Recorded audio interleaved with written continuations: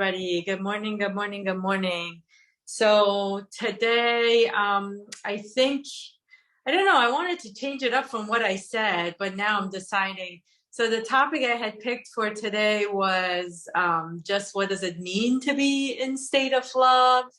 And talk about suffering, the word suffering a little bit. But I don't know when I posted the one yesterday, which was about, don't ask why, leave the whys out. That was a good topic as well. So I don't know, which one do you guys want? All in favor of why? Raise your hands, I guess. Or if you want to just do the love, state of love, uh, let me know. State of love? All right. So first, let's start with the word suffering. So suffering, I think from what I've gathered from my experience with clients and just my own life, again, all the words we use, they have energy. They have a meaning for us and we connect to it with that energy. And suffering, just like everything else, it's been passed down from generation to generation.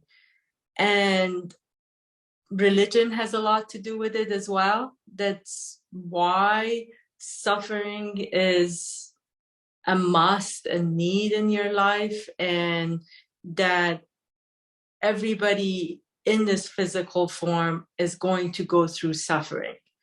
Now, the energy we've given the word suffering, though, it's sort of, if you put it in that good and bad, we've given it a bad energy to it, that suffering is anything that's like hard and, gut-wrenching and challenging and comes to just turn you upside down and everything.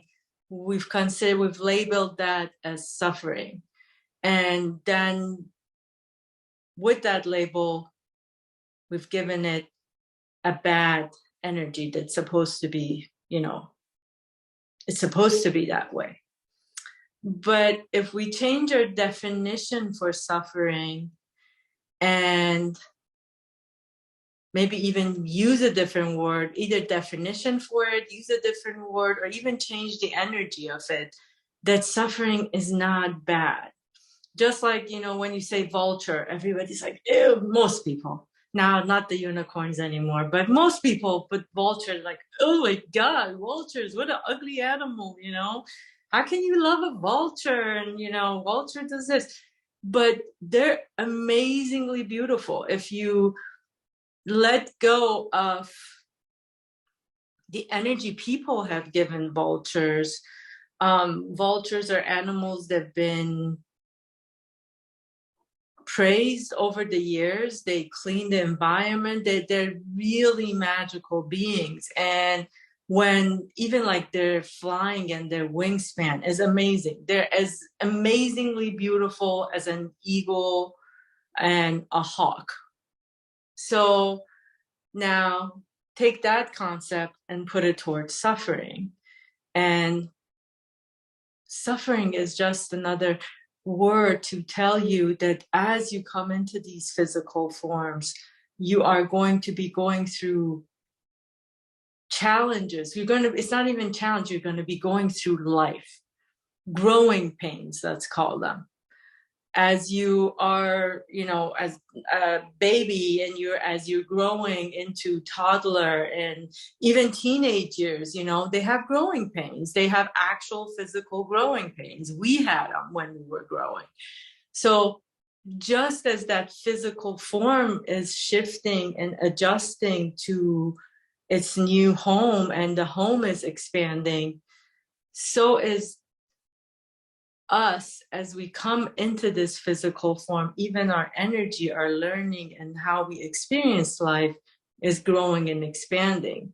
So there is going to be, whatever you want to call it, learning lessons, growing pains, whatever that is, in order for you to finally get into your adult form, let's say.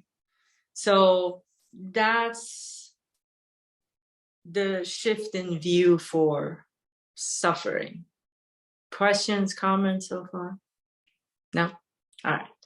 So with that now, if you've changed that term and know that that is a part of life. Now with love,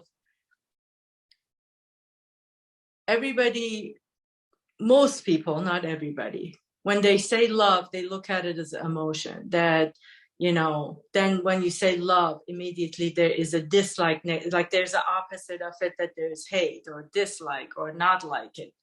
So there's a shift for love as well, to that it's a state of being and it's not an emotion, just like the other ones that is fleeting sort of. The emotions come up and you feel them and then they leave at some point. Another emotion comes up, you feel it, and it leaves at some point.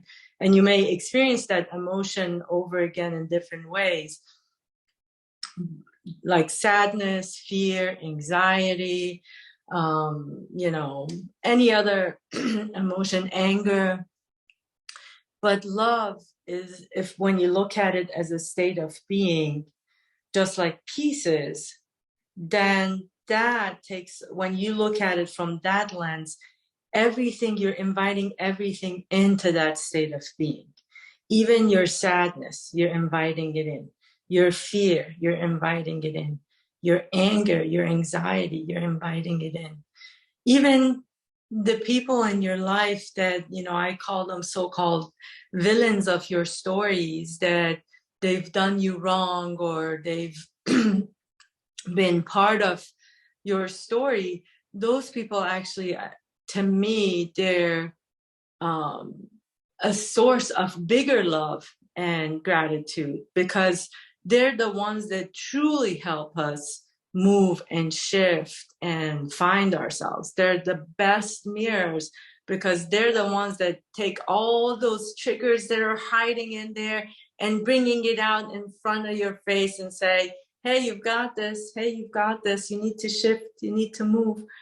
So when you come at it from that perspective, that it's a state of love, and invite everything into it, then you can shift and see everything as a gift, everything as part of, either part of that growing pain, part of an experience, part of your life, and everything flows into that state of love.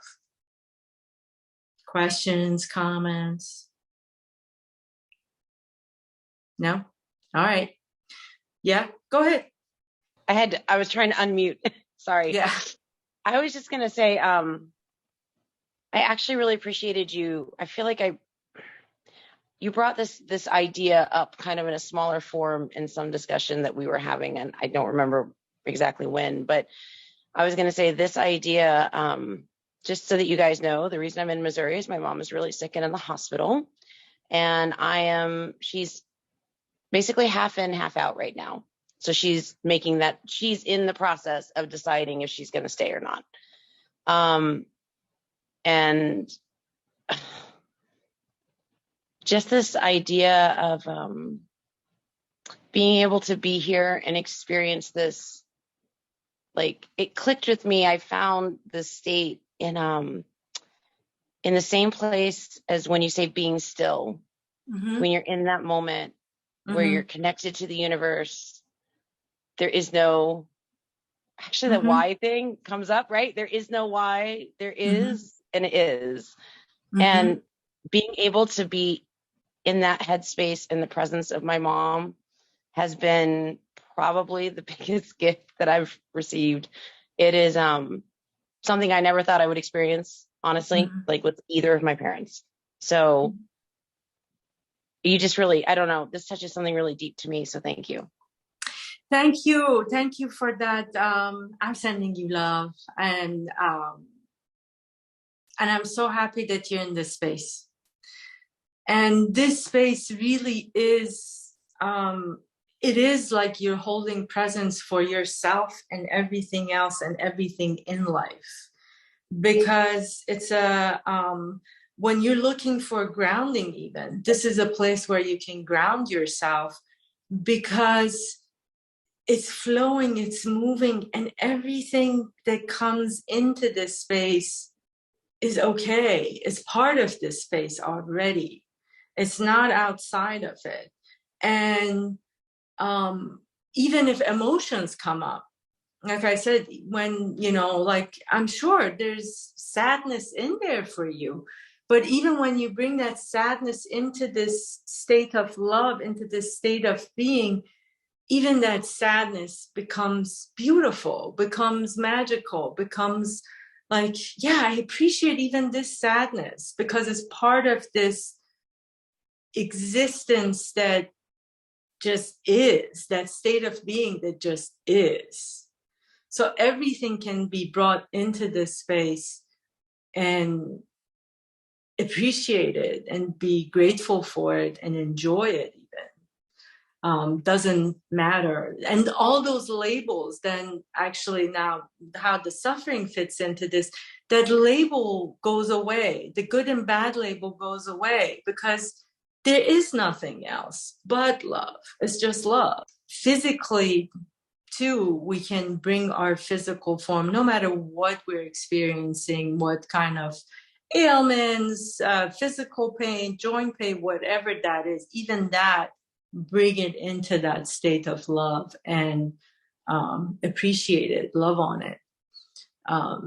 Not go toward the fear of, oh my God, there's something wrong, I'm gonna die. The one point that I wanted to make with what you were saying is that there's expectation that goes with the suffering too, because throughout our lifetime, throughout history, throughout what religion has told us, and this is in every religion that you touch, we've been told that actually suffering is good, because you need that suffering in order to release somehow, and that suffering sort of makes you worthy of that good that you're going to receive. The suffering is expected, and there are situations that you're expected to play that suffering in a certain way. For example, if you go to a funeral, there's an expectation of you displaying that suffering. And so sort of we conform to that display of how we want to present that suffering as well. Whereas I can suffer and my suffering may not look the same as yours. My sadness may not look as yours. So, and take that with also that expectation of that suffering. You need it, you must have it, and you must go through it in order to be worthy of receiving the goodness, worthy of going into heaven. Some of you, I think, have heard my grandmother.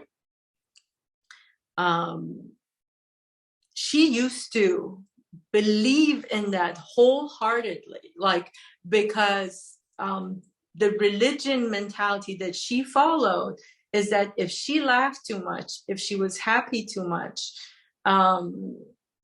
if she had joy in her life too much, she was going to be punished for it. So if she had any amount of laughter, joy, and happiness, she needed to balance it out with some sort of suffering. So, and I was like baffled as a kid, because she would come and we would watch, and she loved to laugh. She had the most beautiful laugh. And we would put these movies that she enjoyed and we would laugh. And she would tell jokes and she would laugh. And immediately after that time, she had these sermons that they would talk about suffering. So she would put on her sermon tapes so that she would cry for the same amount, maybe a little bit more, for the time that she had cried. And that was her balance.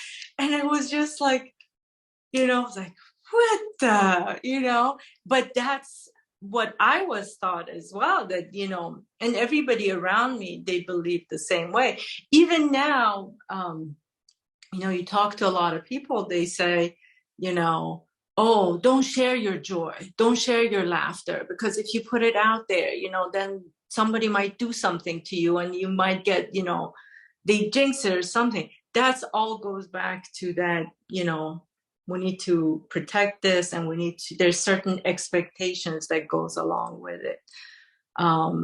So yeah, love is just a state of being. There's no emotion attached to it. It's just a flow of energy, and truly, the more you flow it to anything and everything around you, it just expands and moves, and that's space gets bigger and bigger. And can I say that since you mentioned that most of us have done like the inner child work with you at some point, it's I think one time you said to me, because we were talking about my mom actually a lot in our sessions, so she was kind of like, you're the mom, like your higher self is right, like responsible for caring for all and loving all of these children.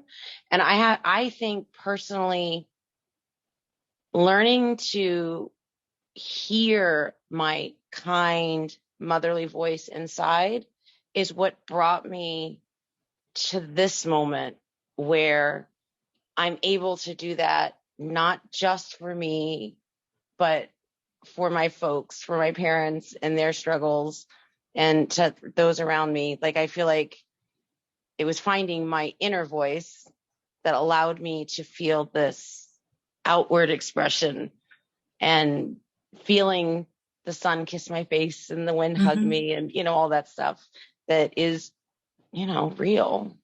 So anyway, thank you. Yeah, I love what you said. Yes, it goes back to connecting with that motherly energy, which is the Mother Earth. So I always say, if you want to connect to another form of receiving love, look at Mother Earth, Father Sky. If you look at that, that's my mom and dad, and I'm connected to that as well. And there's truly so much love in that concept of earth and sky and everything around us. And then bring that into yourself, and you can show your love for yourself in that same way, that how the universe loves me, or Mother Earth loves me, or if I'm my own mom, how would I love myself? And then when you bring it internally first, then it's easier to take it out to everybody else and everything else around you. So that was a great point. Thank you.